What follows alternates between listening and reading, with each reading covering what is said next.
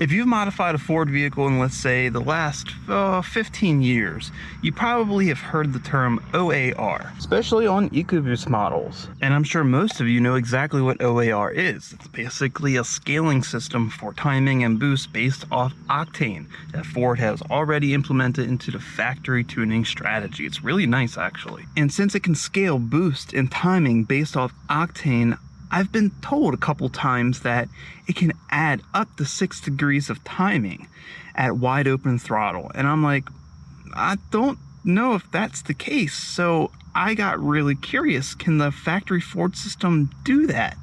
Because in my experience, the most I've ever seen is a degree here, a degree there, maybe, of added timing based off what fuel. So I poked around online. I did a bunch of Google searches. Nothing would come up. I went and asked a couple questions on some forums. Nothing came up. Facebook group, nothing came up. I was really surprised that no one had an answer to this question.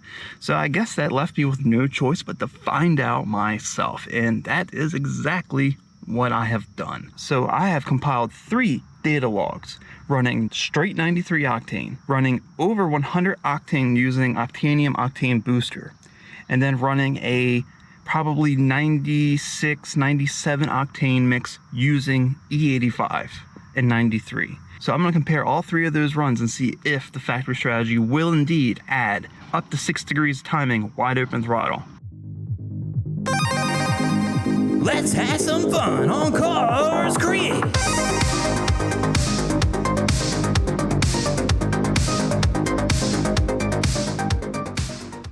Okay, so now it's time to take a look at these logs.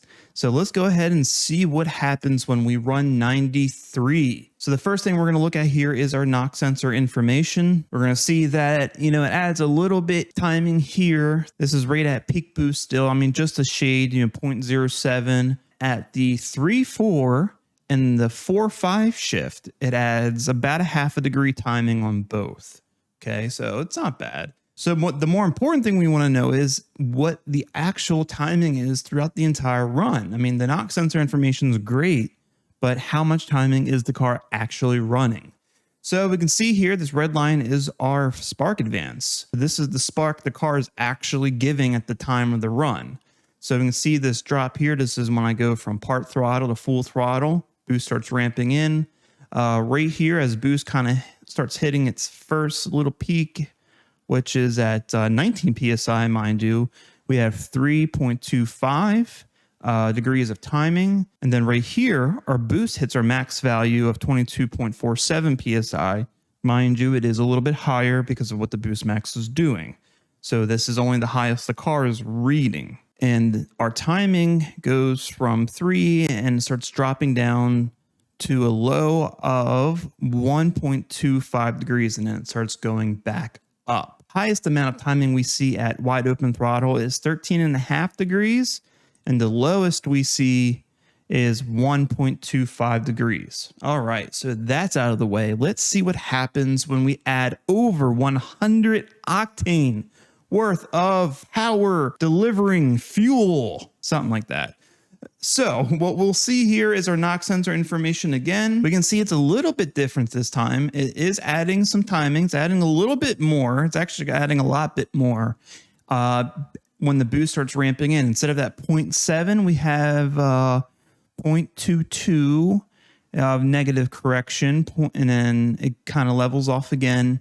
And it doesn't add anything until the 3.4 shift again, which is only 0.32 degrees, and then a big negative correction of half a degree for a good duration of the 4.5 shift. So once again, the more important data is the actual spark advance. And you see here, it's doing something a lot different than what it did the last run. So see the first peak here of boost, which is 20 PSI. We are at only 3/4 of a degree of timing. Adds 3 degrees here, 3.5, 2.5, and we're in 19, 20 pounds of boost right here. So then we finally hit our boost plateau at a max boost. And then the spark kind of levels off 1 degree, 1.25, 1.5. So in comparison, it's really not adding that much more timing at all over 93. Mind you, this is over 100 octane worth of fuel, and it's not really making any difference. Timing, whereas our peak timing is 12.25 and our lowest is 0.75, considering all of that octane, the car does not care. It does not care that that octane is there. It is not taking one bit advantage of it. It does not care. It would probably prefer 93 at this point. So with all of that said, I'm going to go ahead and show you the run I did with probably about an E40 blend, somewhere probably around 96, 97 octane. I don't know the exact ethanol content of the fuel I was using, so I'm just guesstimating this, but I'm going to say it's somewhere around that. So it's less than the 100 octane I was using with the Octanium, but definitely a few points higher than just regular 93.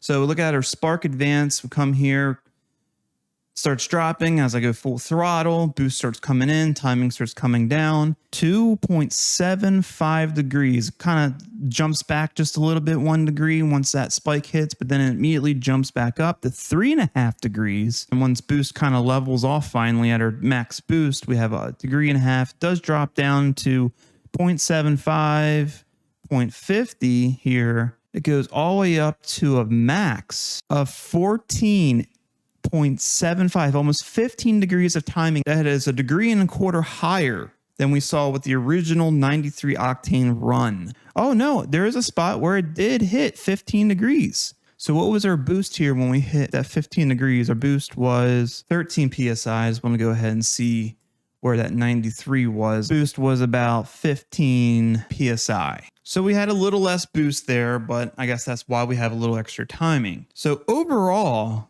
what it seems is with the factory tuning strategy, even though that the OAR can adjust for bad fuel, it can really only take advantage up to about what, 94, maybe 95 octane. You know, after that, it's really not gaining any beneficial increases. There's no benefit on stock calibration. So for those who may believe that this OAR system can adjust 6 degrees wide open throttle, that's a myth. If you want 6 degrees more wide open throttle, you're going to have to add it yourself.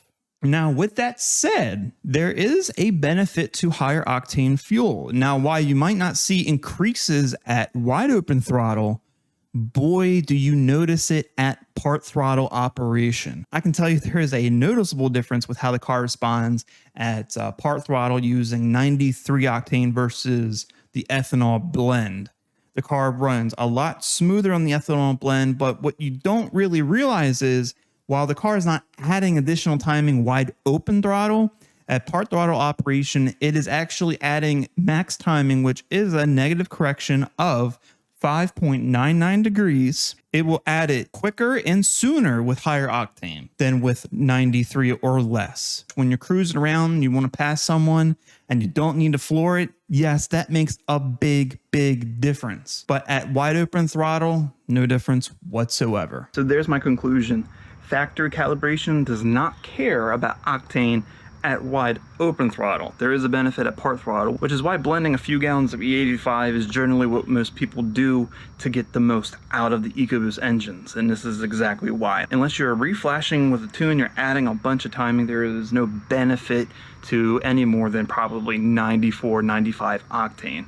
So that's only a few gallons of E85. The car will run the same either way, which is probably most of you probably already knew, but if you didn't know, now you know, and that's going to wrap it up here for this video. If you liked the video, please give it a thumbs up, share it with everyone you know. You want to see more content like this and you haven't already, go ahead and subscribe to the channel. Keep a lookout for the next true car enthusiast video.